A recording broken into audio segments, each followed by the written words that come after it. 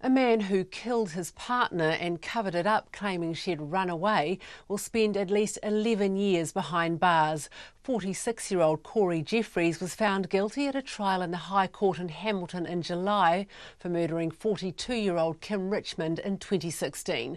This afternoon he was sentenced to life with a non-parole period of 11 years. Now reporter Andrew McRae was in court. Kim Richmond's body was found in her vehicle submerged in Lake Arapuni, not far from her South Waikato home in June last year, 10 months after she was killed.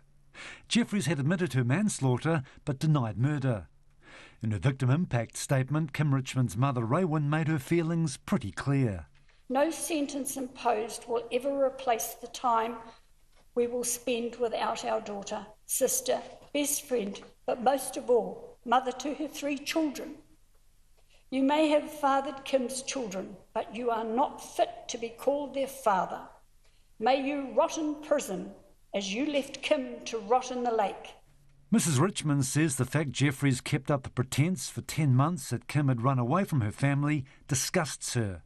We searched every day for Kim, knowing she would not be alive, but we needed to find her body. We had a map of the wider area of Arahina, and each day we would look to see where we would search next, and you also looked at that map with us. Oh, how you must have laughed behind our backs. Mrs. Richmond described Jeffries as a Jekyll and Hyde character. Still you maintained your innocence. We started to arrange Kim's funeral, and you, Corey Jeffries, were there, laughing about the songs and flowers to choose. Then the day before the funeral, you were arrested for Kim's murder.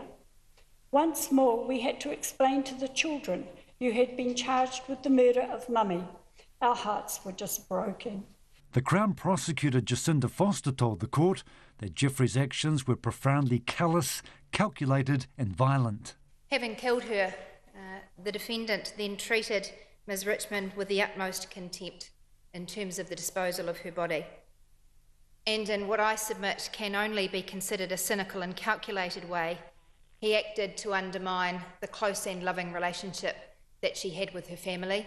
Jeffries' lawyer Thomas Sutcliffe said it was a random act of violence that was clearly unscripted.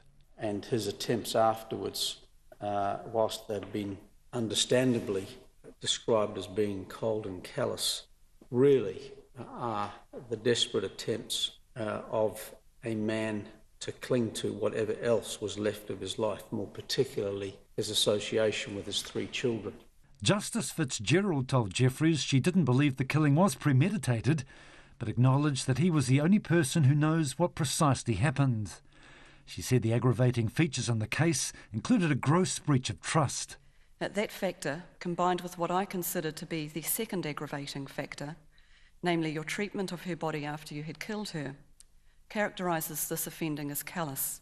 The judge said Jeffries' growing deep hostility to his partner, because he thought she was having an affair, contributed to whatever triggered events leading to her death.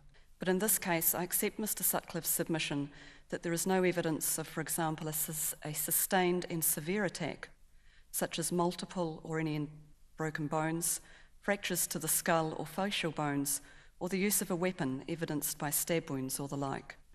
Justice Fitzgerald started with a non-parole period of 12 years, but reduced it by 1 year because Jeffries had no prior convictions and had been a positive and active member of the community.